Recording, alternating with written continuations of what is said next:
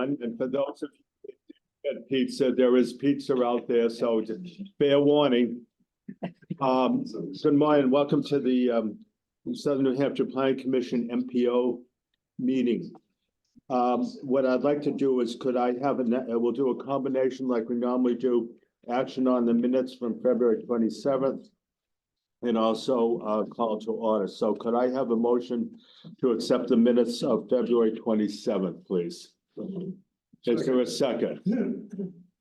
Any corrections or omissions? Not seeing anyone calling in corrections or omissions? Okay, Sylvia, would you take it away? I will do the honors. From Auburn today, in-house, we have Paula Martzloff. Here. And Chris Sterndale. Here. Unless something's happened, I see no one from Bedford. Did someone sneak in? No. No one from Candia. From Chester, we have Andrew Haddock in the house. Ah, okay. Not again. Wait, Bill G. We have, go ahead, Andrew. Yes. So from Chester, we have Andrew Haddock, and online, we have Deb Munson. Here and yes. So now we're gonna pop back to Bedford. Here and yes. Almost perfect timing. Bill Jean, thank you, Bill. From Deerfield, right here, we have Errol Rhodes. Here and yes. And I don't see anyone from Derry today so far. All right, from Francistown in-house, we have Gary Schneckenberg. Here and abstain. Thank you. And online, we have Alfred Eisenberg. Here and abstain. Thank you. From Goffstown online, we have Jacob LaFontaine. Here and yes. Thank you. From Hooksett online. Again, look who snuck in from Goffstown. Barbara Griffin, and we could make more commotion if we tried, but it'd be hard. Present and abstain. Thank you, Barbara. Good to see you. All right, back to Hooksett. This is gonna be a yo-yo meeting. Oh, and I see Jennifer Vadney just came. From Hooksett, we have Denise Pitchett-Folk. Present, yes. And Jennifer Vadney, we're putting you on the spot. We passed Francistown, but I'm jumping back to say hello. Hello, I'm present, and if you're approving minutes, then yes. Thank you. You are so right. Londonderry in-house, we have Art Rugg I'm present and yes on the minutes. and Suzanne Brunel. Online. Present and yes. Thank you. From Manchester in-house, we have Peter Capano, Present and yes. Ray Clement, Here and yes. Dan O'Neill. Here and yes. Okay, from thank you, New Boston, we have Mark Sunan in the house. Here and yes. And we have from Wyndham, Peter Griffin Here and yes. in the house, and Ed Lapointe. Here. Yes. Any community member I didn't notice online or, okay, so far so good. All right, from DOT, wow, we have a crowd from DOT. Online, we have Lucy St. John. Lucy St. John and abstain. And we have Bill Lambert, It's me. and we have Amanda Zateka, which is one of the coolest names I've seen in a while. And let's see, we have non-voting, just to recognize, we have Vanessa Partington from DES. Good morning. And I don't know if anyone else. Okay. I think I did it. Okay, any old business, Sylvia? Hopefully not. No, I don't think so. Okay, no, we're good. moving right along to the new business.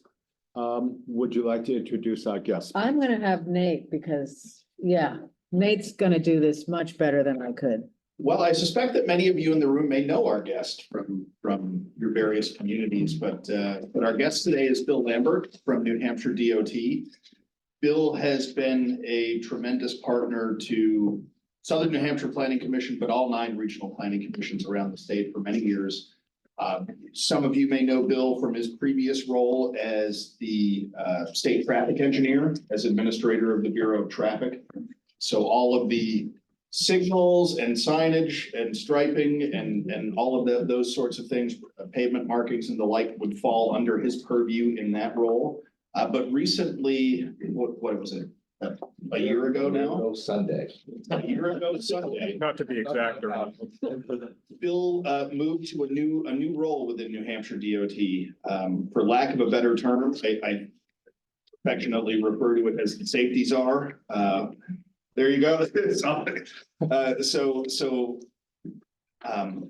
And Bill will talk more about what his role entails and what his section of DOT is working on, but it's a new role within DOT to be in charge of safety related matters. And that takes many forms, infrastructure project, but also operational practices. Also under his purview is bicycle and pedestrian planning through the active transportation component of DOT. So he's got a very busy, but I'm sure very rewarding job working on all of these different safety issues around the state. Many of which are infrastructure related, obviously at DOT, but also working in partnership with our colleagues at the Department of Safety on behavioral issues related to safety as well. So with that, I will yield the floor to you, Bill, and thank you so much for being here. I will set you up. I think we're pretty much done. I'm just gonna have pizza. Covered some. See, What he said.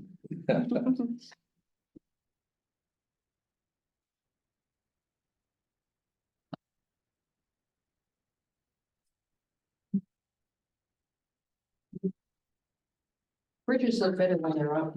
Yeah, no, I was thinking the same thing. It's ironic that I picked this I like a missed month that ago, whole thing. but that slide. It's ironic that I chose that place this morning, right, with the one in the river. I was supposed to drive south and change direction. You can go through a tunnel, can't you? can everybody see this in full screen mode online? Yes, we can. Yes, yes. Thank Right. you. Good morning, everyone. It's great to be here. Appreciate the invitation. Nate and I were working on filling our staff in our highway safety section the other day, or a couple weeks ago, and I mentioned that we had done a similar presentation in Nashua and in Southwest region, and I offered to do that here, and they jumped on inviting us, so I appreciate that. It's a great opportunity. Little bit of an overview of what I'd like to talk about today is give you an overview of our highway safety active transportation program and how it's evolved over the years. Talk a little bit about our strategic highway safety plan. I hope most of people are familiar with it. And our recently published pedestrian and bicycle plan and our completed November vulnerable road user assessment. Talk about road safety audits and highway safety demonstration projects and kind of the challenges and opportunities including highway safety. As most people know, upwards of 40,000 people die on the highways every year, sometimes more, sometimes less. That number came down drastically to a lot of infrastructure and vehicle improvements in the 60s and 70s and 80s, but it's kind of plateaued and we stayed right around 40,000 for a long time. We talked about driving towards zero in New Hampshire or towards zero death in the rest of the country, and what are the challenges and the opportunities for us to get there. Nate introduced the staff that's here. I'll talk a little bit more about this, but this is essentially the DOT has for highway safety active transportation staff. So myself, I've been in the position since March 24th last year. Corey Spetalunas was my first hire. He's our highway safety project manager, so he manages all the projects that are funded through the HSIP, and then projects that are funded in part or have a safety focus. Amanda Jo Zateca was with the safety program prior to going to the transportation planning. Amanda, why don't you introduce yourself? I'm Amanda Zateca, so I worked in the highway safety section. I started in summer of 2019, so that was under Mike Dugas, and I was brought in to work on crash data because I had GIS experience. I briefly left, so I spent 8 months in the Bureau of Planning at NHDOT as a GIS specialist, and I passed my licensing exam, so I wanted to come back and do safety full time again. So I am back as of August of last year. So you're a professional engineer. I am. Congratulations. So Amanda is the senior highway safety engineer. Her role is kind of to, I guess, integrate highway safety culture into all of our projects, whether they are operational projects, roadway design projects, even bridge projects. So as senior highway engineer, to kind of, the highway safety manual is a actual product that allows us to determine essentially a safety level of service. So how do we get, this isn't the staff that's going to do all that, but we have to educate others to be able to do it. Jerry Bedard is our active transportation engineer, so he follows a long list of, a lot of people probably remember Larry Keniston. Nick Sanders was in that role for a little bit, and Jerry's very active, except that he broke his collarbone and he won't be active for a few months. Lila Flynn's gonna start working for us in March, in May or June, when she graduates from UNH.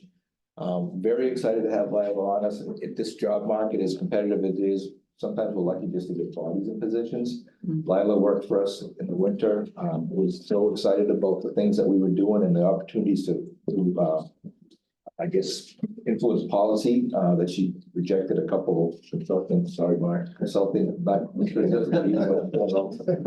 offers to come to work for us. And we're looking forward to, Amanda's been building up a backlog of probably several years worth of work for.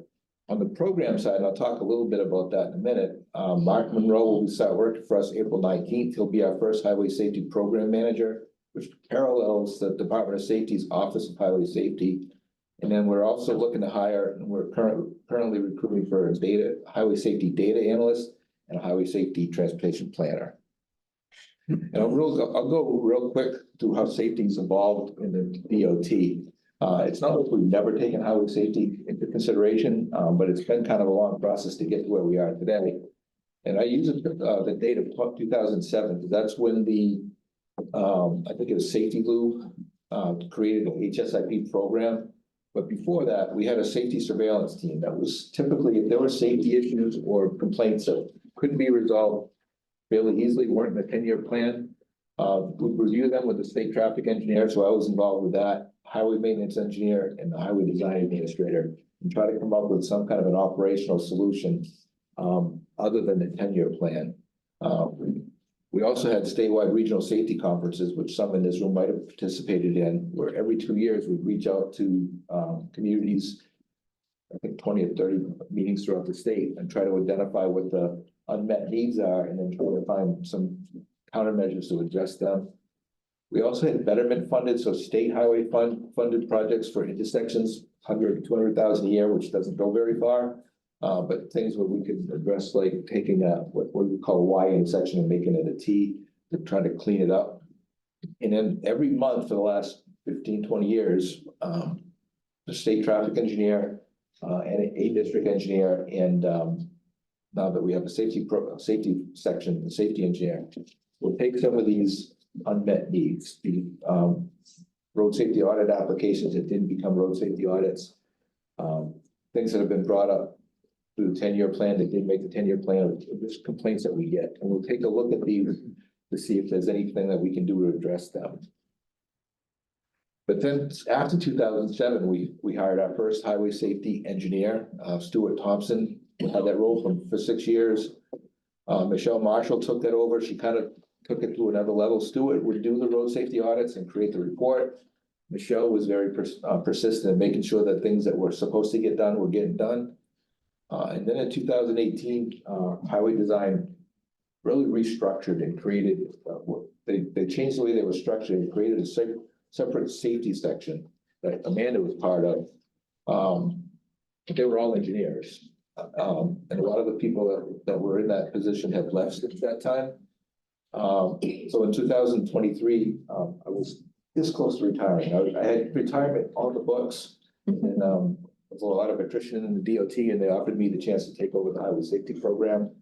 It's kind of hard to say no to that if you can make a difference in highway safety. So last March, I took that over as a highway safety active transportation administrator. And the change is that it's no longer a section of highway design. It reports to the commissioner's office. So it elevated the profile of highway safety. I wanted to talk about the Highway Safety Committee, the Highway Safety Improvement Program Committee. Nate Miller was one of the original members of that. It's an oversight of our highway safety improvement program funding, so that the committee approves and prioritizes HSIP projects that we've identified, either systemic like guardrail and pavement marking and curb warning signs, or site-specific like intersections and segments. There's a lot of needs, and there's only $10 million in the program, so the committee helps inform us how we're gonna manage that program. It's led by DOT. The chair is currently the Assistant Director of Project Development. We're probably gonna change that in the near future. It includes highway safety, active transportation staff, and people from highway design, highway maintenance, Bureau of Traffic, and our planning and community assistance bureaus. We also have a lot of external stakeholders, and I think that's one of the things that we do really well, the Federal Highway recognizes that we do well, is that we engage the external stakeholders, like there's a representative from an MPO, an RPC, and then we have one large municipality and one small town represented in the committee, and it's a rotating membership. So again, in the restructuring of our bureau, the positions in blue to the left, those are what project delivery positions. We're engineers in the DOT for the most part, so we're pretty good at project delivery. There's a lot of those, and that part needs to focus on getting projects out the door and on the streets so that we can make infrastructure changes to improve safety.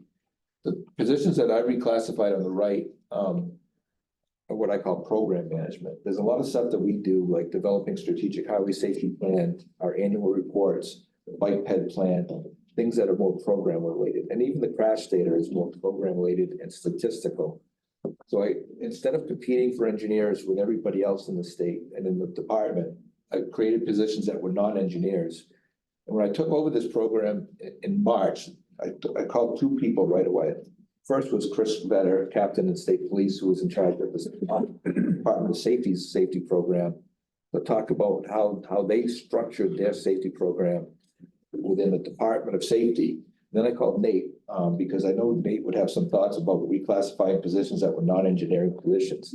So I reached out to Nate with email to see if he'd be available to talk to me. And in like the 3 days it took from that introduction to us having time to meet, we put together 3 written pages of notes of what his thoughts were. And those really helped inform what I did with these program management positions. So I'm grateful for that. The Strategic Highway Safety Plan was initially required by Federal Highway and published in 2007. It creates our vision, mission, and goal for safety. We are on a 5-year rotational basis. So the one that we just published on the right is 2022 to 2026. I say just published, it's almost 1.5 years ago now. And we're probably already looking at getting ready to update it again.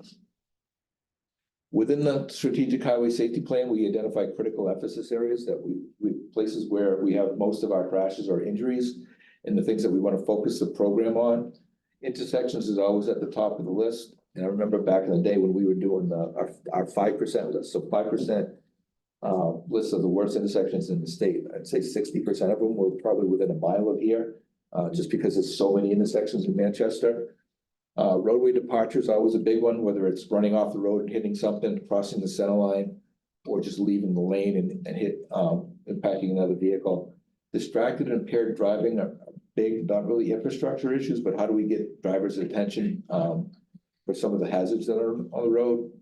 Speed and aggressive driving is something I hear about a lot, especially when I was responsible for setting speed limits on all the state roads for the last 10 years.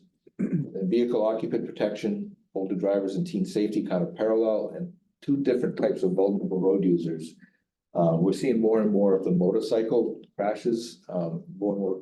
The season seems to be getting longer, and there's a lot more motorcycle riders out there, but we're also concerned about the non-motorized bikes and peds. So some of the key action items from the Strategic Highway Safety Plan. Intersections is increased intersection conspicuity so that they're more visible. We're dealing with a couple of those now. It's not in this region, but not too far from here in Pelham, Mammoth Road and Keys Hill Road and Talent Road. It's kind of on the northern outskirts of Pelham, on the Wyndham side. You come rolling over some hills on 128, you don't really see the intersection. So that's an action item to see if we can address those types of things. And then educate drivers on new forms of intersection control. we are big advocates of roundabouts, as far as as a safety improvement. Sometimes you go into towns and the last thing they want to hear about is a roundabout, because who's a dairy representative here? There isn't one. Not here. Say whatever you want.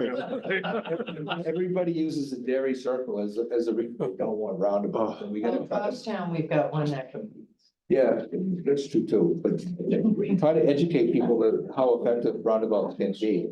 On the roadway departure side, it's systemically installing center line and edge line rumble strips, and again, that goes to the education. It's much of a safety improvement as those are. We tend to get people complaining about noise. Improve horizontal alignment warning signs and devices, and improve work zone safety. That's kind of an underrepresented roadway departure element, is the people that are leaving the marked lanes and work zones when we've got people that are actually working right there. And then distracted driving is support law enforcement partners. And that's something we've been trying to do, is rebuild relationships and collaborate more with our safety partners in the behavioral side of things. Some of the more strategic, the action items for impaired driving is support law enforcement partners again. Right now, we're working with state police and some of the municipalities to come up with a wrong way driving action plan. The state police dispatch is saying that they're getting an average of a complaint a day or a report a day for a wrong way driving event, which they treat as an active shooter event. From a public safety perspective, a wrong way driver is as dangerous as an active shooter, because that they're going against, they're probably going 55 or better against traffic going the same speed in the opposite direction. And the challenge for law enforcement is they don't know how to respond. They're trained how to respond to an active shooter, but the wrong way driver can't follow them, because now you've got two wrong way drivers. You don't really want to be a roadblock to stop them, because now you're putting yourself at risk from as a roadblock. And then how do you get ahead of them to get their attention? So that's high on our list for impaired driving.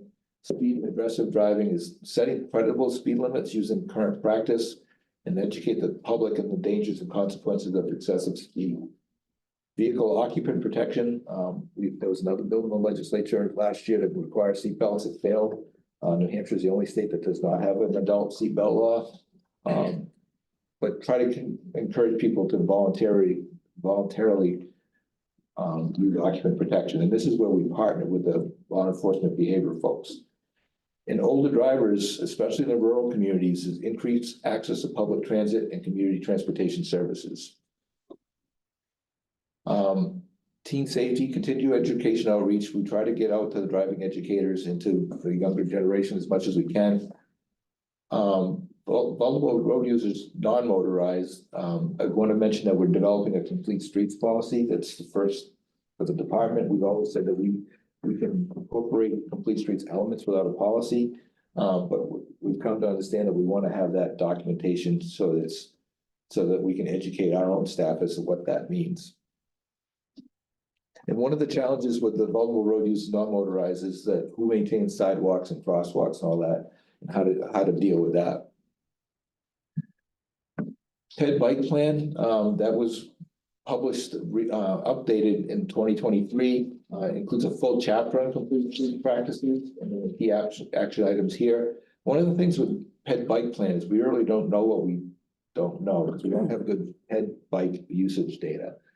With the probe data that's out there now, access to probe data, stuff like this, we have more access, and we need to be aware of that, try to incorporate some of that and develop relevant guidance, design guidance. We've gotten pretty good over the last 100 years of designing for cars and trucks, but we need to get better at designing for bikes and PEDs. People here familiar with the safe system approach? I see one hand and a couple of hands. So safe system approach is something that's getting a lot of attention from the federal bipartisan infrastructure bill. I don't like to call it a bill because that confuses me. I like IIJA better, the Infrastructure Investment Jobs Act. So the safe system approach was kind of a European origin. And the idea of the safe system approach is that the principle at the top is we need to accept that death and serious injury are unacceptable. that has to be the first premise of it. And the principles of a safe system approach are on the outside spoke. So it goes from that first death and serious injury is unacceptable to understanding that humans make mistakes. We can't just keep passing off those humans' mistakes as we can't drive for them. But we have to recognize that humans are vulnerable. So recognizing that speed and size of vehicles and things like that contribute to the injuries. Responsibility is shared, so making sure that everybody accepts their role in addressing this, the safety issue. You have to be proactive, and then redundancy is critical. And that's kind of the key element of the safe system approach is the redundancy, that there's no one size fits all, that you have to be able to incorporate multiple measures. And then the elements of a safe system approach are the pieces of the pie on the inside. Safe road users to me is the most important thing because it's the behavioral stuff that seems to lead to the most crashes. Safe vehicles, vehicles have probably never been safer, but they keep getting bigger and bigger. So from a vulnerable road user perspective, that's more of a risk. Safe speeds, safe roads, whatever we can do to lower the speed of traffic and make the road safer. Post-crash care is one of the 5 elements. I tend to think that if you, depending on post-crash care, you miss somewhere else, but it's important. It certainly is an important element. Vulnerable road users. So our vulnerable road user assessment was required by the IIJA. There was not a lot of direction when Congress passed the bill to the agencies as to what that meant, other than a deadline. The deadline was November 16th. Like I said, I took over the position in March, so we were already behind the times when that started. And we hired a consultant. Fortunately, the consultant that had worked for us had my position before. So there was some momentum as we stepped into the vulnerable road user assessment. But it's important to note that from Federal Highway's perspective on this assessment, while we consider vulnerable road user to include motorcycles, this is pedestrian, bicyclists, other cyclists, and a person on personal conveyance. So it does not include motorcycles when we talk about vulnerable road user. So 2002 to 2022 non-motorized crashes. So you see in green is the pedestrian and blue is the bicyclist, and the line at the top is the combined. So you can see that it's trending downward. And then we'll take a closer look at the last 5 years, so 2017 to 2022. And while the trend is downward, as you see on the left, if you look at the fatalities and serious injuries, the trend of crashes is down, but the fatalities and the serious injuries is trending up in the last few years, and that's something that we want to be aware of. Crash severity, it's important when you look at the crash severity. So you have fatalities and suspected serious injuries at 12%, suspected minor possible injuries, that makes it at 58%. But then there's that 19% that are unknown. So that could be a lot higher number, just because the data for pedestrian and bicycle crashes is not as detailed as it is for cars. So where are the crashes occurring? So the crashes per capita, if you're looking at rates, you can kind of look at some of the urban areas, severe injuries on the right, fatalities on the left. One of the things that we noticed was that Hillsboro's got a pretty high crash rate, and we weren't sure if that was because crashes in Hillsborough County were being reported to the town of Hillsborough. But you can kind of see where, like Littleton and Lisbon up in the north, the I-93 corridor from Salem, Nashua up to Manchester in the middle of the state, and then some of the southwest part of the state, Keene in that area. And when are they occurring? By month. So you can see that the bikes and the peds don't necessarily agree. The pedestrian crashes tend to be higher in the wintertime. And the bicyclists is in the summer when there's probably higher road usage. And when are they occurring time of day? And the calendar on the chart on the left and the right represents the percentage of crashes of 5 p.m. crash, the 5 p.m. hour by month. And you can see from November to November, that's when the percentages are the highest, when that hour is going to be dark. But you can see the time of day that 5 o'clock hour seems to be the critical hour. And then who was involved was kind of interesting in the assessment is that 20% of the pedestrian fatalities involve pedestrians under the influence of drugs or alcohol. And then 5%, not necessarily surprising, of the vulnerable road user fatalities involve driver impairment. And then 45% of the bike fatalities involve bicyclists not wearing helmet. That goes to the seatbelt use and helmet use. Seem like fairly simple things that could reduce crashes and fatalities by quite a bit. And 30% of the vulnerable road user fatalities were people aged 65 and older. Part of the assessment was to identify a high injury network. There's maps that I had a hard time copying into a slideshow that anybody can see, but essentially identifying those segments where you had the highest percentage or highest rates of vulnerable road user crashes. So some of the strategies using a safe system approach on the safe roads, safe speeds elements, enhance pedestrian and bicyclist safety along the high injury network. So use that high injury network map to prioritize projects. Identify, adopt, and encourage the use of best practices. Identify is the first part of that. Develop a series of programs intended to provide technical assistance to local entities. One of our goals is to start working with the LTAP at UNH. They're really good at getting information to towns and cities. As we're getting up to speed, that's on our next on our agenda is to build on that relationship. On safe road users, educate state, external partners, and the public about the needs of vulnerable road users. Data improvements is huge, and it applies to all of the safe system approach elements, but improved data collection, data analysts, and data accessibility.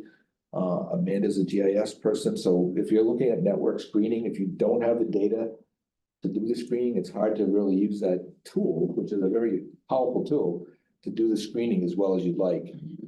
And then future investments, again, all 5 SSA elements, invest in pedestrian and bicycle safety. So last fiscal year, we say it was a penalty, but because of, I think, 2018 pedestrian vulnerable road user crashes, we were required to invest 10% of our HSIP money in vulnerable road users. We've come to understand that shouldn't be a penalty. We should be doing that all the time. So I think it was 1.8 billion. Hard thing that we have to do is identifying where those investments are, because we're spending money on vulnerable road user elements that are not HSIP funded. So how do we identify and capture those investments? If we can get a bid that's acceptable, we're going to be rebuilding the General Sullivan Bridge in Dover to Newington. That's an $80 million pedestrian exclusive investment, but that doesn't necessarily fall on this vulnerable road user investment record.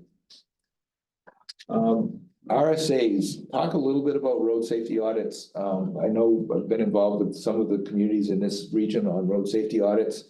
Probably better to go with this slide. And the road safety audit process, so it's a process where we can collaboratively look at a known safety concern and identify what the safety issues are, and then collectively try to come up with, build consensus on what the appropriate countermeasure to address that is. So it starts by identifying a project. So in our process, towns and cities can apply for road safety audits through the Regional Planning Commission with assistance through the Regional Planning Commission. Usually has to be signed off by the district engineer for that region. We then will triage those applications if we don't have resources to do all of them, and try to identify based on crash history and likely outcome where we should do the road safety audits. We can do them in-house with our own staff or with consultants, facilitation, get that right. Either way, what we do is we gather the first responders locally and the subject matter experts and try to identify what the safety concerns are. And if we can identify a safety concern that meets a certain threshold of benefit versus cost, then we can get that into our HSIP program. It tends to be a quicker process than the 10-year plan process, but it's specifically to address known safety issues. Kind of a critical issue for a lot of the towns. So if there's any questions, I know last year we solicited applications because of the transition and personnel. I think we had 18 applications. We're still trying to triage those and look at the crash data they're not, the applications we get aren't all apples to apples, that they're not all complete, so it takes a little bit of work on our side. But we're trying to identify where we're gonna put that, we'll do some road safety audits this summer. And PhD is on for doing some of those with us, that we can't do ourselves. Any questions on road safety audits? Questions in-house for Mr. Lambert? Yes. Could we either be emailed the link or the slide show it? This basically. Yeah, we've got it. We'll post it, Andrew. We can send you anything. Yeah, we've got the whole PowerPoint. Thank you, Dan. Yes, Dan. Bill, I don't know if it falls under road safety audits, but it seems, it's just an observation of the Manchester folks. The 293 between 93 and where it becomes the turnpike. I don't know if it's the turnpike in there, 1 and 2, exits 1 and 2. Seems to be a lot of accidents going on there all of a sudden. Any thoughts? Have you looked at any data? It was just a strange one coming off of Brown Ave. It was pretty. I am aware of issues in Brown Ave, the exit 2, with the truck going back to the Walmart. I'm aware of some of those. Certainly, we've been involved with some of the cities. The time that they go themselves Willow Street, like they try to get people off the ramp, so they're aware of some of those things, but at least on the second, I'm not aware of any that jump out at me. I can't think of any. Yeah, I know the exit 6 and 7, corridor. It's a whole, I'm heading there now, and I think I'm going down to Grand Street, because you put it's a whole nother discussion, 6 and 7 That stuff. stretch of 101 and 293 is the busiest in the state, isn't it, volume wise? I would have to look, but it's as busy as most, and there's probably a lot more weaving going on because there's multiple directions going. Coming in from 2 directions and then going, and if somebody's coming from the south, they want to go south, and somebody comes from somebody from the north wants to go south, and from the south wants to go north, and I would guess that the section on 93 from 293 to exit to 101 is as busy as any in the state, just because there's more lanes than anywhere else I can think of, but 293 is pretty close. That stretch of 93 is the most in our region. That's the highest ADT. Yeah. Barbara, you had a question? How is your department in this work funded? Because I know DOT struggles for funding, so it seems to be sort of an expansion over the last few years in different direction. Good question, great question. I should have covered that, but HSIP, from when Safety Lou was created, is a separate federal category. So that's Highway Safety Improvement Program funding, and that's specifically for reducing fatal and serious injury crashes. So you generally have to have a benefit to cost ratio greater than 1 to show that we're going to project to save more lives than would die if we didn't do the project, or injuries that if we didn't do the project. So it's not like we can use that money to do a resurfacing project. It's got to be something that's got a direct highway safety benefit. And that's about 10 or 11 million in our annual program. So there's, in our 10-year plan, there's a 10 or 11 $million highway safety improvement program project. And within that funding, that's what the Highway Safety Improvement Committee identifies and prioritizes projects. So for instance, we've got programmatic projects that we have for guardrail and paver markings and rumble strips. So those projects are in every year. But other than that, we've done roundabouts, we've done intersection improvements, we've done highway, like in Greenland on 101. I call it 101. It used to be 101. It's now 33. Greenland 33 is it was a 2-lane highway with wide shoulders. But they built a lot of subdivisions and driveways along that corridor, so you get a lot of either people turning in oncoming traffic, or people that are going around and turning vehicles into the shoulder where there might be somebody walking or riding a bike. We converted that into a 2-way left turn lane, so that the people turning left aren't looking in the rearview mirror at somebody screaming down at them. They can wait for safe opportunities in the other direction.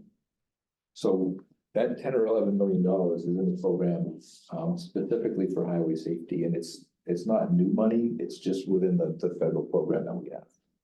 So it's federal money. Yes. Are there Just one follow up. Go ahead, one moment. I just want to offer the opportunity for Yep. anyone calling in. And this may be unique to Manchester, our one-way streets and bike lanes, which I would say have made them safer. I think, I don't know how much data the city collects on it, but I think speed's greatly down. I think accidents are down at many of the intersections. Is there any data like that statewide on bike lanes? And again, the one ways may be not exclusively unique to Manchester, but not common. Yes, it's, this complete streets policy that I talked about, we've had this discussion, is this one-way streets, theoretically, you're making it less convenient for drivers, because now they have to go a different route. But can you accept that reduced capacity? So I don't know if there's any data on it. Bike lanes, and it goes again to how we're gonna maintain things. The DOT generally doesn't maintain bike lanes. They'll allow towns to maintain them on the highway, but towns don't have a lot of money either, so how do you get that? Manchester's pretty contained, so it's gonna be, there's not the same state town overlap we'll see in other towns. But our active transportation engineer is very vocal, he's an advocate, so we're always looking for opportunities to make walking and biking a more viable. And I think Memphis is probably as well aware of it as anything else, is we've always kind of considered bicycling as an option, kind of a more recreational than anything else, but it's not that way anymore. You look around with the homeless communities and in some of the urban areas. I saw somebody biking up 93 in Concord a couple weeks ago. But it's the homeless camp that is at 30, and they wanted to get road, they make it 14, presumably.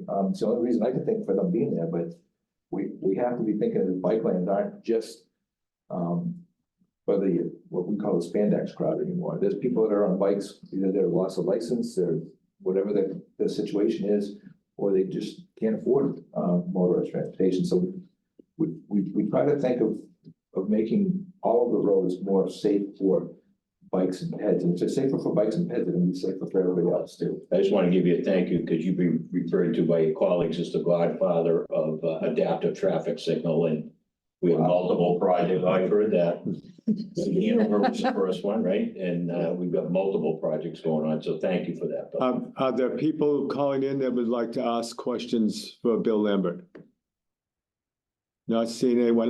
Bill, how far in advance have you done eclipse planning? Yes, because we're inundated now. It's gonna be this, it could be catastrophe or well planned out. So my personal eclipse planning is I'm taking April 8th off, and I'm gonna drive up to one of my former coworkers as a place to start. But from the department's perspective, we've been aware of it for 2 years, and there's been pretty frequent planning. Maybe not frequent initially, but there was planning that involved DOT, emergency management, and some of the North Country Council region planning. So there's been awareness of it. And then probably in the last 6 months, it's been like weekly phone calls, the public awareness, public information offices, the emergency management DOT are all strategizing. There's a project on 89 that was advertised before, kind of awareness of what the impacts might be. That includes a lane closure southbound. We're going to avoid that lane closure southbound because we're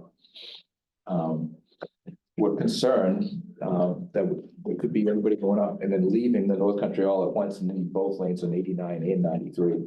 So we've asked that contractor to delay the lane closure. So there's been quite a bit of planning going on. I haven't been directly involved, but it's hard not to be aware of it because it's up in all of our staff meetings. Not to belabor it because we do have other items on here, but that's not unusual. When Loudon is going full tilt, you're addressed with the same thing. I grew up in Windham when Rockingham Park was going full tilt. I remember pre-93. Route 28 was one way into Mass. So anyway, Bill, thank you so much. I think Bill has maybe another. Just a couple more. Oh, I'm sorry. The working. No. Oh, there it goes. Yeah, it's just a few challenges. The challenges for us, motorist behavior. That's why I'm trying to collaborate with the safety Department of Safety, because that's 99% by some numbers of the crashes are human behavior. And what do you do to address that, to get people to take driving more seriously, so that you don't have things like that motorcycle crash in Randolph happening? Data is a big challenge for us. And overcoming the years of car first. So as a DOT, and Amanda's got a great book on the big road on how the interstate highway system evolved from like the dirt roads of the 1800s to what we see now. But we've developed roads to meet the demand for travel. But now we're kind of looking back that maybe we've overdone it for cars, and we've made it less safe for everybody else. So how do we overcome that car first mentality? The data, the challenges, pedestrian and bicycle volumes, crash data quantity and quality, and the inventory data for network screening. And then reaching consensus. I mentioned that to Mark earlier. Sometimes we can walk in what we think is an obvious safety solution, and then we get shot down. Well, I went to Candia, and I'll show that picture in a minute, which I thought was an obvious safety solution, but the town wasn't really interested. And how do you reach consensus on some of those things that might be controversial? And then resources versus demand.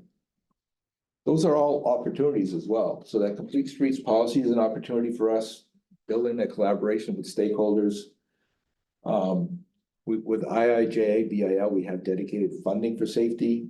And then there's innovative design alternatives. And the first one I mentioned, intersection control, two-way to all-way stop. I noticed we tend to read things in our industry. And I noticed that Federal Highway recognized 10 agencies for innovative safety improvements, and 2 of them were simply changing two-way stop to all-way stop. That got my attention. Not on Campbell Road. What was that? That's a similar issue just came up in Manchester, a proposal. The residents were very much against it. Right, so this is Silly Road and Jewett Street. I bring this up because Manchester has a road safety audit here to put a traffic signal here. So we're working with the city's public works to try to get that into our program. Candia Road, so 43 at exit 33, it takes, I don't know who designed this, but 43 turns at 90 degrees. And what happens is that the people coming out Old Candia Road, the old alignment, think that the people coming the other way are gonna stop and just enter the intersection against a left turning vehicle. And the people that are making a left turn aren't sure if the people coming the opposite way are gonna stop. So I suggested we stop the people going north, we stop the people from Old Manchester Road and Old Candia Road. Let's just stop the other direction until we can get either a roundabout or change the 43 alignment to fix that. That didn't go over too well, but I'm gonna keep trying. Is anybody in Canada here? No, but I used to travel that all the time. I guess I don't understand the issue. Well, the issue is that they've had some crashes there where people on Old Candia Road come up the intersection, see a left turn lane in front of them and assume a left turning vehicle is gonna stop. So they pause at the intersection, and then somebody coming the other way is not expecting them there. But since they put the meridian down, isn't that happening a lot less? I was there a month ago. They were looking for us to do something. Really? You know, and they're looking for bigger signs, brighter signs, flashing signs, but my experience is those things don't last very long. So. Bedford, we had some calls, New Boston Road at Joppy Hill Road. The person in the upper right has got some boulders across their frontage because people are missing that curve or avoiding traffic and they're going into their front yard. Again, that could be an all-way stop. And then I guess that's all I had. I guess you've already covered all the questions already, Bill. Thank you so much. All right.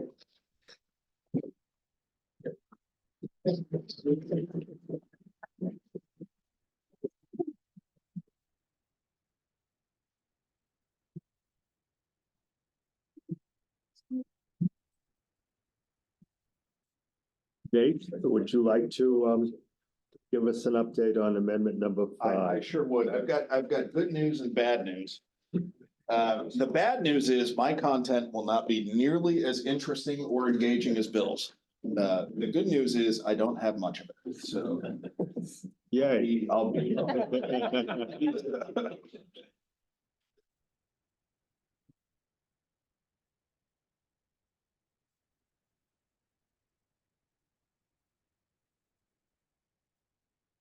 All right, can everybody see this in full screen mode online?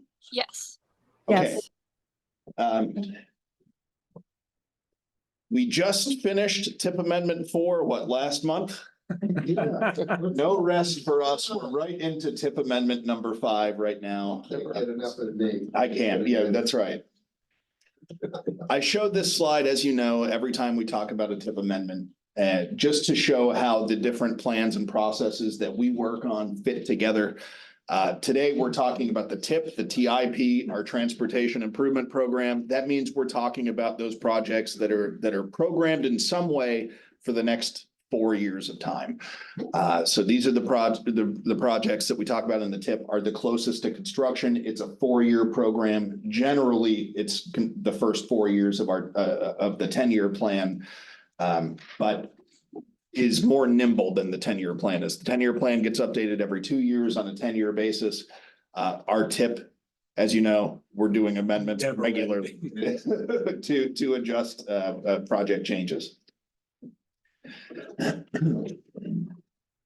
And let's see if it'll let me advance. There we go. So TIP amendment number 5. The voting meeting controls are back. Get rid of those. We work, as you know, with New Hampshire DOT and the other MPOs in the state on all of our TIP amendments. You're getting a sneak preview today of the project changes that will be in TIP amendment number 5. There are only 4 project changes in the region. That's why I won't be too long up here. We will be posting TIP amendment number 5 on Monday, April 8th. We will hold a 10-day public comment period, and that will conclude on Friday, April 19th. And then next month, at the MPO meeting on April 23rd, we will hold a public hearing to consider adoption. You'll also all have a copy of the MPO or TIP amendment number 5 in your packets for the next meeting as well. But you're getting a sneak preview today of the project changes. What are those project changes? Well, there's one on Bedford, the Route 3 widening project from Hawthorne Drive North to the Manchester Airport Access Road. The amendment is to delay the start of right-of-way phase activities from fiscal 25 to 26. The reason for that is based on the realistic project schedule. The Department of Transportation is managing this project. They have been in scope and fee negotiation with an engineering consultant to get moving on the engineering phase work of that project. My understanding is that Governor and Council approval of that contract is tentatively scheduled for May, with engineering work to start shortly thereafter. So therefore, right-of-way phase work is much more likely to occur in 26 than 25. And so the TIP amendment is reflecting that accordingly. In Goffstown, a local bridge replacement project, Center Street over Harry Brook. This project is being removed from the TIP. It's being removed from the TIP at the request of the town of Goffstown. This project, I understand, has seen significant cost increases and is more than Goffstown is comfortable with as far as their local capital improvement funding, even for their component of the match. This was a state aid bridge program originally. So the town of Goffstown sent correspondence to DOT requesting this project be removed, and DOT is granting that request. A statewide program for maintenance and preservation of Tier 1 and Tier 2 bridges. So this is going to see an increase in construction phase funding for fiscal years 24 through 26. That is to reflect the anticipated cost of the various what we call child projects within that parent program. One of the biggest projects that's happening within that Tier 1 and Tier 2 statewide program is a project to address the preservation needs on 5 different bridges on I-93 northbound in Manchester and Hooksett. So that alone, that 5-bridge preservation project is north of $12 million by itself at this point. And that's just one of many different bridge projects happening on the Tier 1 and 2 system under this program. Lastly, in the town of Ware, replacement of the River Road Bridge over the Piscataquag River. This is seeing a delay in right-of-way and construction phase work to fiscal year 2026. That again is based on the project schedule. The town of Ware is managing this project locally.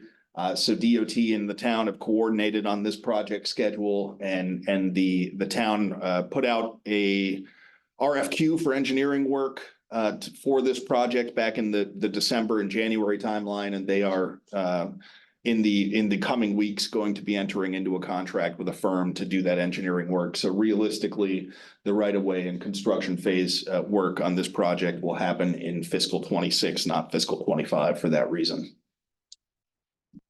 And that's it. So I'm happy to answer any questions if there are any on tip amendment number 5. Other than that, it'll be for these 4 projects that you see in your ultimate packet next month. Barbara? I know that you're presenting what occurs in our region, but they all seem to be reductions to the funding for the tip, for the programming in the next fiscal year. So did things get moved up The in bridge- other regions? The bridge program is being increased. That statewide tier 1 maintenance and preservation program, that is a funding That's where the increase. money. That is a funding increase and one of the, like I said, one of the big projects underlying that funding increase are the 5 bridges on I-93 northbound. So there wasn't anything within the tip itself. Well, I mean, the program, the tier 1 and 2 maintenance and preservation program shows up as a statewide program in the tip. There are various projects that are components of that program, but in this being one of them, yeah. Okay. Dan, did you have a question? No. Oh, no? I was having the back of a colleague from Goffstown. Okay. On her. Any questions, any further questions from in-house? Go there. Any questions from those of you calling in? Nate, thank you. Thank you. Okay, any other business? I do have one surprise, exciting other business item. And I have a helper in Mike Moser who's online. So you may all remember, I bet Barbara will, the EV charging plan that we did back, we had approval back in, I think, like August, September. But we had considerable effort working with all the communities on identifying EV charging stations that were close to the highway network and so on and so forth. Well, now there happens to be a federal highway charging and fueling infrastructure discretionary grant program. And Mike, I'm hoping you will come in now and relieve me of my attempt of trying to tell everybody about this. Absolutely. And first, let me apologize. I know I'm running a few minutes late, but it seems like every time I use Zoom, I have to update it before I can get into a thing. This time I had to restart my computer, so I apologize. As Sylvia indicated, New Hampshire DES and DOT are working together. We've been trying to obviously go through the VW funds and the NEVI funds that we're doing here at the department. And one of the grant opportunities that's available is this charging and fueling infrastructure grant. We did apply for this last year in 2023. The DOT applied for a little over $4 million and DES applied for $10 million. And we were looking at 2 different programs. So the program that the department was asking for was similar to what we're doing under NEVI, where we're looking at the alternative fuel corridors, and we were going to be putting 4 stations in the northern part of the state. DES was looking at this from the community standpoint, which I think is going to be more representative of the group that we're talking to now.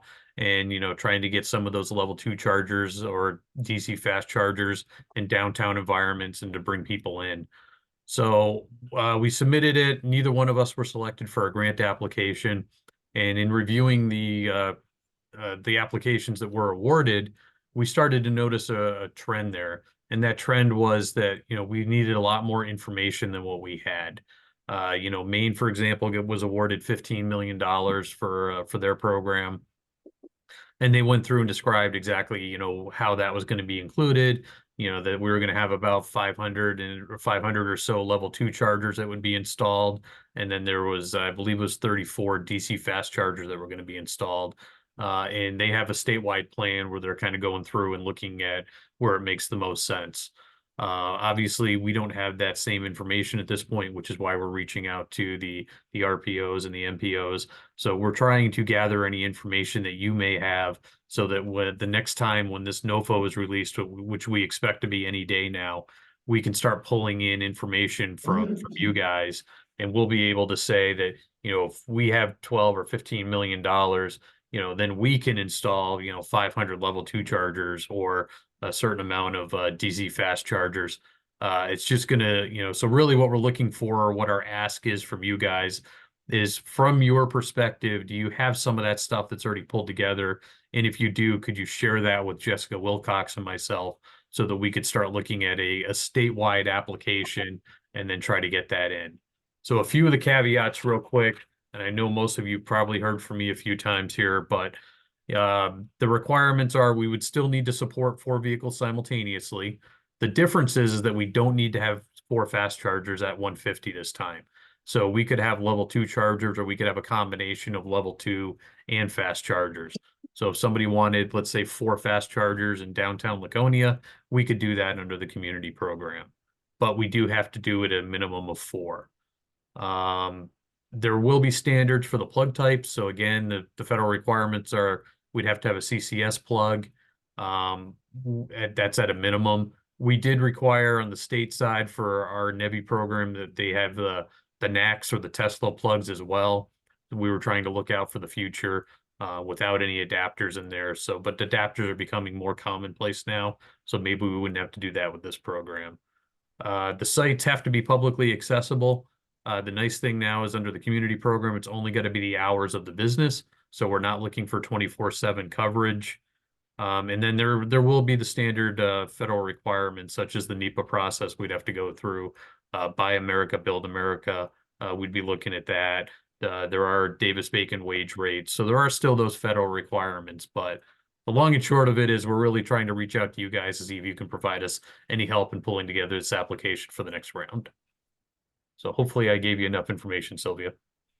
Thank you. Yeah, so I'll probably will be working with Tammy in the next couple of weeks because the deadline is April 15th for these locations. We have our list of locations, but because this criteria is a little bit different than what our criteria was, we just want to verify the locations to see if they still work. So Tammy and I, she does it, she's just learning this now. Congratulations, Tammy. I think she's smiling, it's all good. I'm happy to help. Yeah, thank you, Tammy. So we'll be sort of divide and conquer, but checking in with all our communities to verify the locations can still work, that they're public, that they can have 4 chargers, et cetera. So if you have someone you want us to contact specifically, please let us know.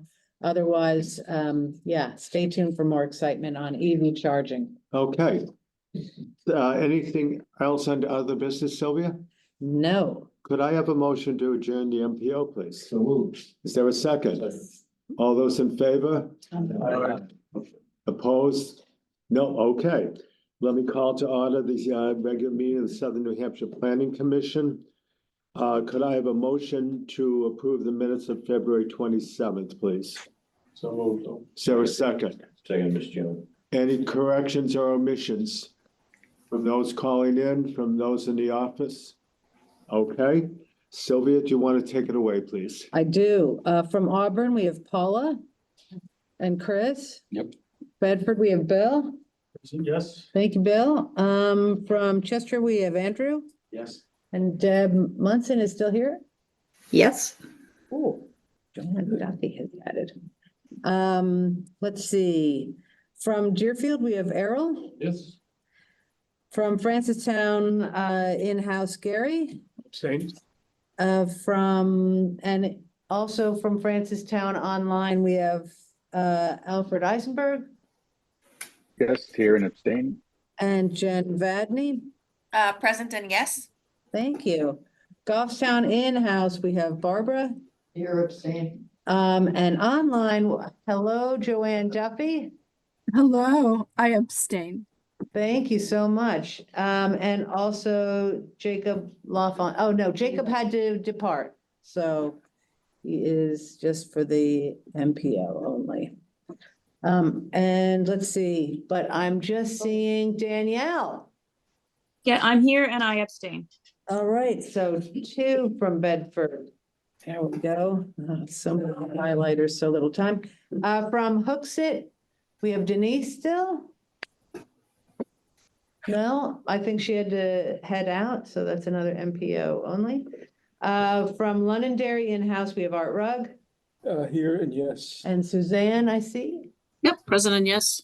Thank you. Manchester in-house, Peter, Here and yes. Ray, Here and yes. Dan, Here and yes. from New Boston, Mark. Here and yes. Thank you. And from Wyndham, Peter Here and yes. and Ed, and thank you for letting me be informal. I wanted to rush through. Well, that's fine.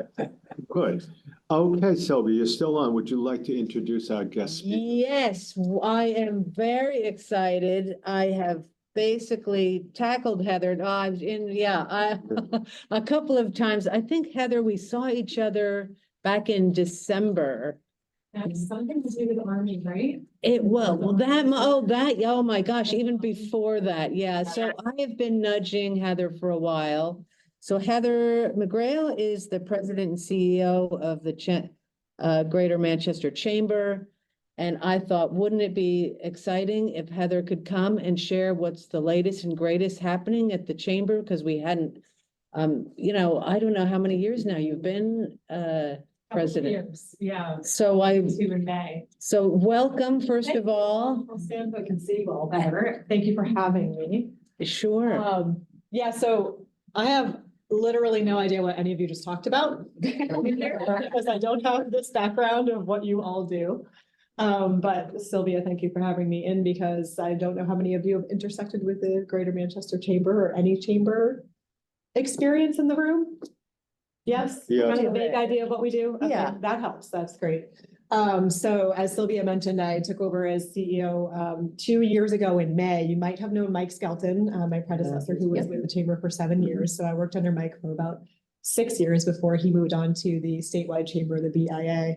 And basically, in a nutshell, we're a business organization. We have a lot to do with being the largest city in the state and with all that's going on in Manchester right now, to really focus on our member businesses that, come to us for business resources of all kinds, but also to focus on the big stuff, such as what you're talking about, which is really where that comes in, is kind of, looking at the economic growth as a whole region. So we have just over 600 members currently. Our area of Greater Manchester is Manchester and the 9 towns that touch it. It's the easiest way to say it. So we do have members from all of those towns. Some of the towns have their own separate chamber, such as Merrimack or Londonderry Dairy, but they're still a member of the Greater Manchester Chamber because it's a different connection to the metro of our state. So I've intersected with Suzanne a bit as we are both on the Next Gen Manchester Resiliency Council working on the biofabrication industry and all the amazing opportunity that exists within that. And if you don't know what that is, hopefully we'll have a video very soon that will kind of simplify how that can really impact people with chronic disease and trauma and what they're doing right here in the Mill Yard in Manchester. I'm not going to show you this whole thing, but actually this hasn't been publicly presented yet. So you're sort of on the inside scoop of the chamber new strategic plan. We do a number of, so just to give you before I show you this visual, if you've heard of Leadership Greater Manchester, that's a chamber program. Manchester Young Professionals, which is for 40 and under in the city to connect them and get them to resources to grow within. That's also a chamber program. We took over Taco Tour Manchester. Anybody been to Taco Tour? Oh, yeah. And here, so that's always like a fun one to talk about. We took that over 2022 because it didn't have a home when in town went out of the city. So our chamber kind of stepped in to keep that event alive, and it will be May 2nd this year. So mark your calendars there. We also do an annual Greater Manchester Citizen of the Year to honor one amazing business leader. This year that will be Howard Brodsky, and that's on April 4th. At the DoubleTree. So that's a really big event of 600 plus in the community that we've been doing for 70 years this year, actually. So a lot of tradition, a lot of just connecting the business community to different resources and information. So I would say to you all, look at us as your connection to the business community. So if there's something that you're doing where, you need advocacy on behalf of, the business community really needs XYZ that you're trying to push through for funding, et cetera, that's where we can be really meaningful because we're speaking up on behalf of a whole collaboration of, you know, businesses of all sizes and industry types. So it can sometimes add an extra layer of voice. So we do a lot of those letters of support or testify when it's necessary, that kind of thing. Next slide. So yeah, go ahead. Yeah, I always kind of like abandon presentations, but so this just gives you an idea of our mission, vision, and values. And I might be blocking some of you, but basically what that says is we're the voice of business. We work to shape economic success and also like to link that to quality of life in the region. We very much see that, you know, if our businesses and our economics are thriving, then so will our city and therefore our state. You can read through the vision. Our values are there. I don't really need to spend a lot of time on that, but we're very focused on serving community needs as they change. And so we serve individual businesses, but we also need to look at the huge picture, such as the work that you do in infrastructure. You can go on. So yeah. So this is our visual that tries to draw together what a chamber does, because the word itself is very abstract and has even some very negative connotations in history, right? So we think about changing the name, but we have not done that yet. So Chamber of Commerce, we have dropped off the of commerce because it's not hip to say that anymore, and we consider ourselves a little bit more hip. So we just say chamber, but it's still really confusing to people what we actually do day to day because we're involved in so many different things.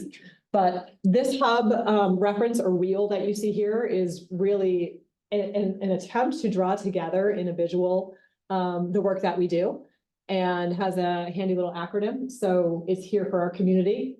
That is the work that we do at the community level, which I won't belabor the details, but these are our 3 strategic categories of connectivity, opportunity, and collaboration to serve at the community level. So when we're thinking about that, we're not thinking about individual businesses. We're thinking about, for example, the organizations that are doing the same thing in 2 different lanes, but don't realize it, and creating those bridges, because as a chamber, we kind of see those different silos and can try to make those connections for connectivity.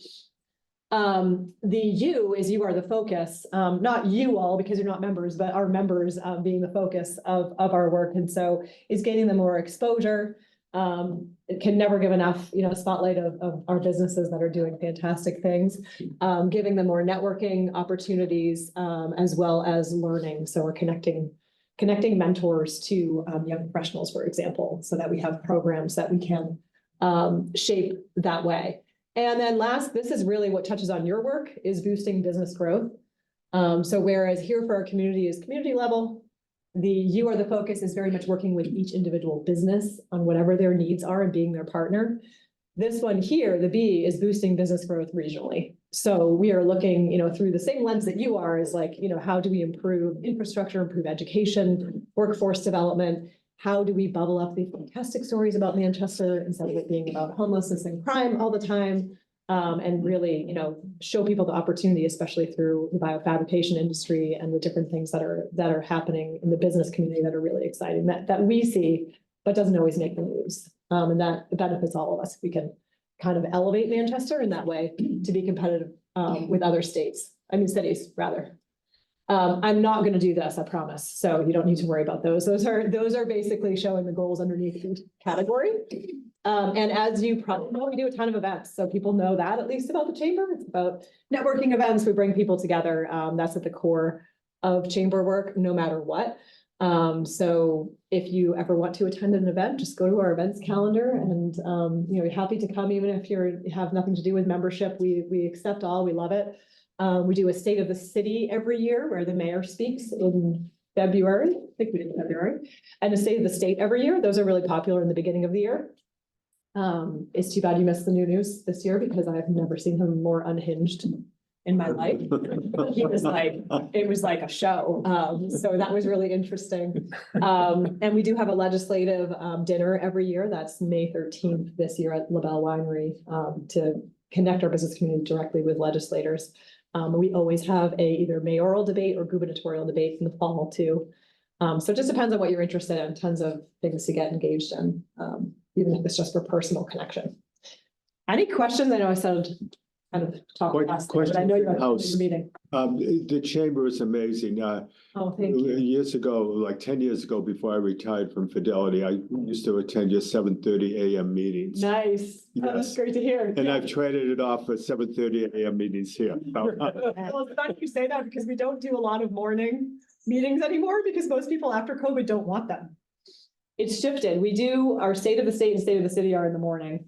But we don't do a lot of like morning networking anymore. It's afternoon or midday. And it's right around the time when Mike Skelton was taking over. Yeah. Yeah. Oh, okay. That's Yeah. when you were. So that's you that probably part. were Robin Comstock. Yes, yes.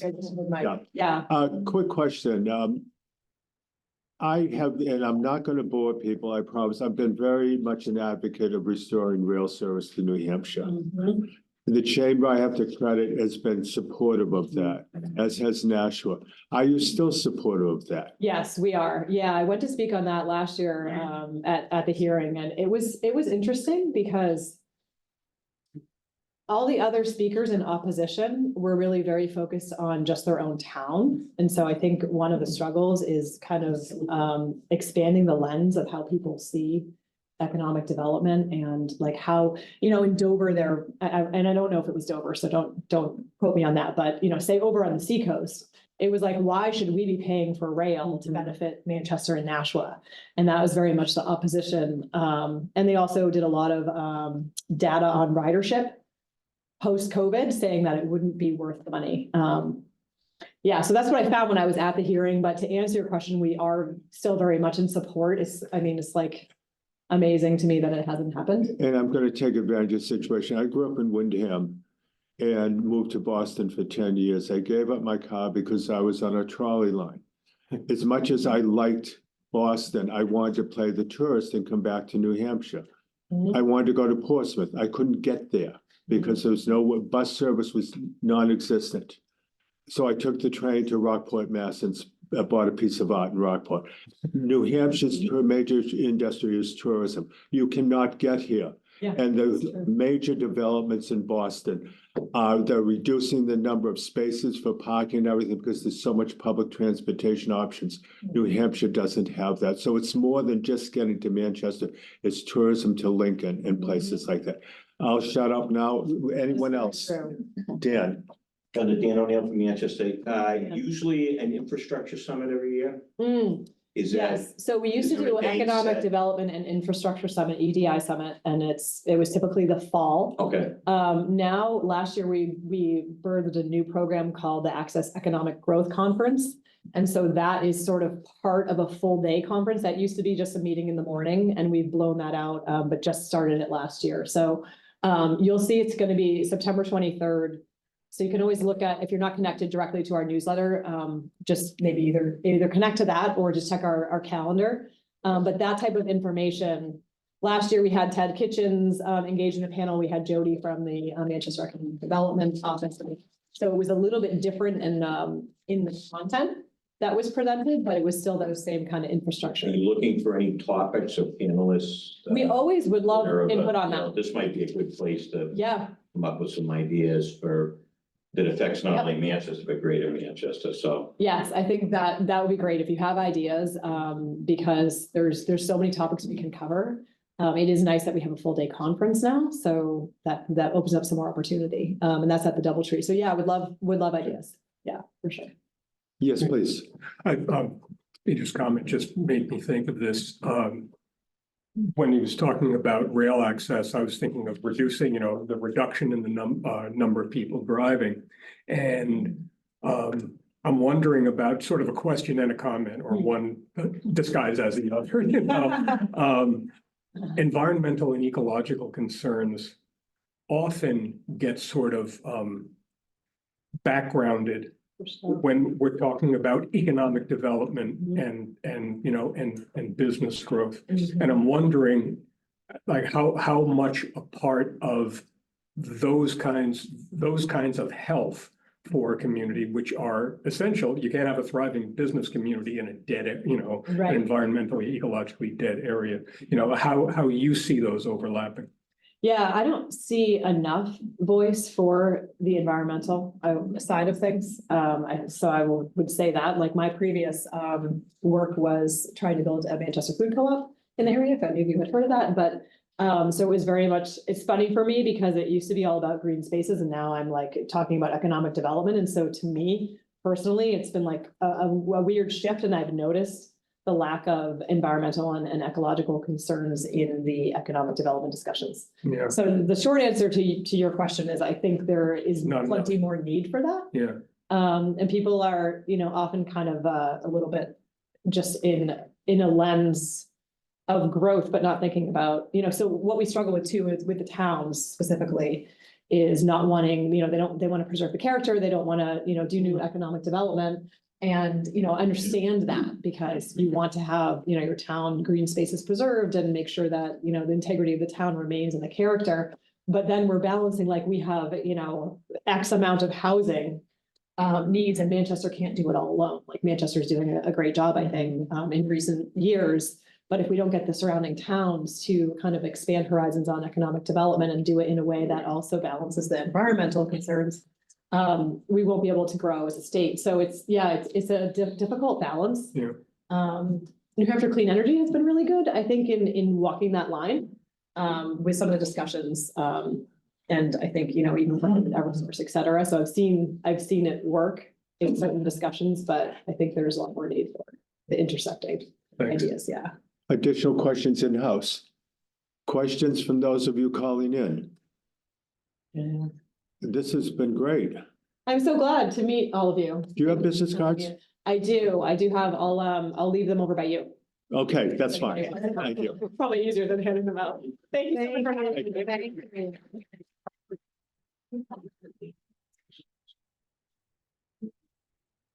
Thank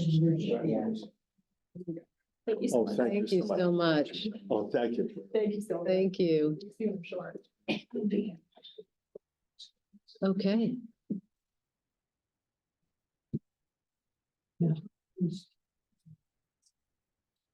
Oh, yes, okay, moving along. I had my moment in the sun, all right.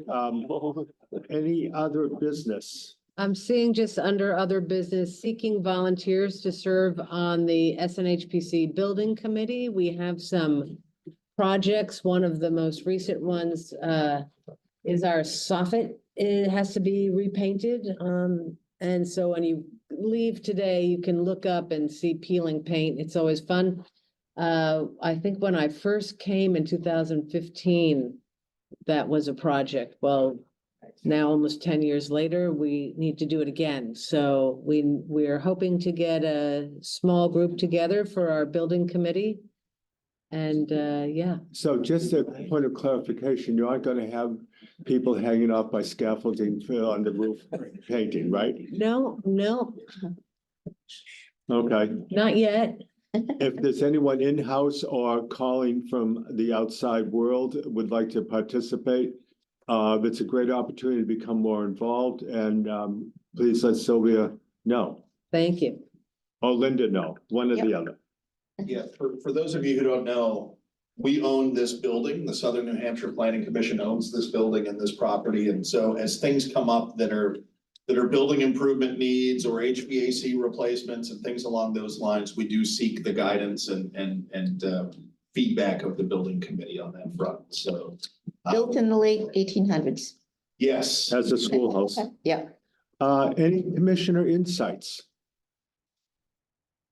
Boston is still looking for a town administrator. Wow. Yep, Londonderry's still looking for a town planner, as far as I know. Yeah, we're still looking for a planner. Okay.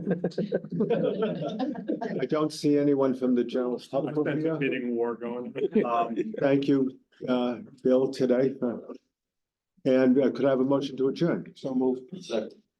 All those in favor? Thank you, it's unanimous. Thanks, everybody. Thanks for those online. Are you working?